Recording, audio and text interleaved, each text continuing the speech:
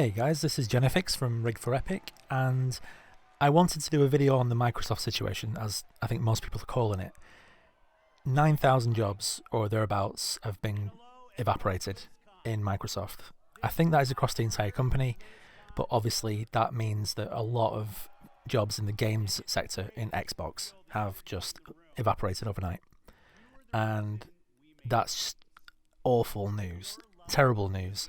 And it's also terrible because of the way it's been handled by Microsoft in a truly despicable fashion. People are turning on their social media, their Slack accounts, and finding that they've been disabled, and also finding out via social media that they've been sacked. This is a truly despicable way to treat employees.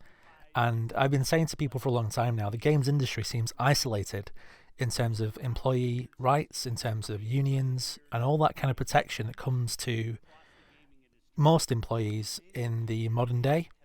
The games industry seems to be just completely on its own in like a Wild West situation, and it really does bother me. Just a bit of housekeeping before I carry on about the main subject. I've been a bit quiet this last week and a half, 2 weeks. I was playing Dune Awakening for about 2 weeks, got my video done. I am now taking a week, maybe a week and a half off to play Death Stranding 2 on PS5. Obviously I don't cover PlayStation games or console games, so I'll be quiet for a little while, but this video is kind of just going to fill in the gap while I get onto the next game, which is probably going to be, I don't know, Eric's Home. That looks good. I might review that. Obviously a bit late to the party. I did apply for a code, but I didn't get one. And yeah, so that's where I'm at the moment. Anyway, back to the subject at hand. Yeah, Microsoft. It's always been a thing my entire life, ever since consoles were around. You had Sega and Nintendo back in the day. They wouldn't say they were in a console war, but they were definitely competing companies for the same customers. And obviously then Sega went over the horizon and Nintendo went off and did their own thing. And then it was Sony, and then obviously Xbox came along, and now it's been Sony and Xbox, blue and green for the last how many years. And the very notion of Xbox just essentially throwing in the towel and just saying, you know what, well, good luck to you, Sony, we've had enough, you win, we're just going to publish our games, you can have all our independent IPs, all our first party games on your system, and we will just be a publisher. And that's a pretty scary thought as far as I'm concerned. So way back in my history, it was like the BBC's, Atari ST, playing games on my friend's Atari, old Atari, like Pitfall and River Raid, all them games. Then it was a 386 computer, then a 486, then a Master System, a Mega Drive, and so on. I've never actually owned an Xbox. I went the way of PlayStation. So I've always owned the PlayStation 1, right through to PlayStation 5 now. That's always been my kind of like second track. My first track has always been PC gaming, as long as they've been, PC games around. And the PC gaming space has been through so many changes. So many people have predicted the end of PC gaming or the death of PC gaming so many times. It's not even funny. But PC gaming has endured and gained strength over the years and is now in a very strong space, actually. Especially when Xbox are now kind of using the PC space almost like a backup. They're putting a lot of their games on there. Have been for a while, actually. I've now forgiven Microsoft against Windows Live. It was a long time ago, and yeah, I just need to let that one go. And now Sony are coming along and being very generous to the PC space. We're getting exclusive games brought to our platform sooner. They're bringing their games over in a decent state, mostly. There have been some hiccups, but mostly they've let Nixxes do their thing, and Nixxes, for the most part, have done an amazing job at bringing like PC quality ports of the best Sony first-party games. So, as stated, PC gaming is my first and foremost love in gaming. I love the PC space. I think it represents freedom. It represents choice. I can spend as little or as much as I want on a system. I don't have to pay a monthly fee to play online, all that kind of stuff. I can play with mods, For me, PC gaming is the free space outside of the corporate world of gaming where you can just do almost what you want. And I love that about PC gaming. But I also care about Xbox, PlayStation, Nintendo. I care about the entire industry. I care about all the people that work in the industry. These are real people with lives and mortgages to pay and rent to pay, with kids, with dependents. So when a company like Microsoft, who, by their own words, have done so well these last 2, 3 years, come along and say, hey, we're going to chase AI. So here, these 9,000 people, you're now done. Thank you for your service. Bugger off. That really does piss me off because it's treating people with utter contempt. It's saying in one hand, thanks guys, you've got us here, and now just kicking them out of the plane or kicking them off the train and saying, we value you, but at the same time showing that you don't value them. It's just a complete contrast. And I kind of hope that Microsoft face some serious karma over this because they really do deserve it. Of course, my other big concern is I see each platform is like a pillar holding up the games industry. You've got PlayStation, you've got Xbox, you've got PC gaming, and I suppose Nintendo get their own little pillar as well somewhere. But when you rip out one of those pillars, it completely destabilizes the whole thing.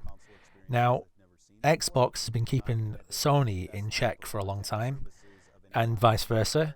So Sony couldn't take the piss too much because then Xbox would exploit that situation and do something better. Now, Sony have played some blinders the last 10 years. I think, I've forgotten which one it was, but Xbox, at one of the launches, they just absolutely, they really did mess it up. And Sony were there immediately to capitalise on that. And fair play to them, why not? They're a competing company. But now Xbox are essentially taking themselves out of the race. I do worry that Sony are now going to be unchecked and they're going to be doing things that they wouldn't normally have done in terms of game prices, in terms of game availability, in terms of taking games away from players, like has been happening the last couple of months, couple of years. And I do genuinely worry about how Sony are now going to take this new freedom and run with it because, let's be honest, Sony have not got a great track record for doing the right thing. Just recently with the Helldivers situation and taking away access to games just because of PSN availability, that does show that Sony are not they're not angels themselves, and they're very capable of making some really bad choices. So when the news came that Microsoft were buying Activision Blizzard, that was pretty insane. Like, the whole gaming world was like, what the hell? This is like amazing but terrifying. It could also be like, very problematic with them owning so many IPs. But essentially, Microsoft, I assumed, were back in the game after a pretty bad few years. They've got access now to all these different studios, or they had anyway, all these amazing IPs. It was like, like the biggest treasure trove of gaming stuff in the entire world, and they had it at their fingertips. And I still can't fully understand how Microsoft are taking that situation and are now literally almost giving up a few months later.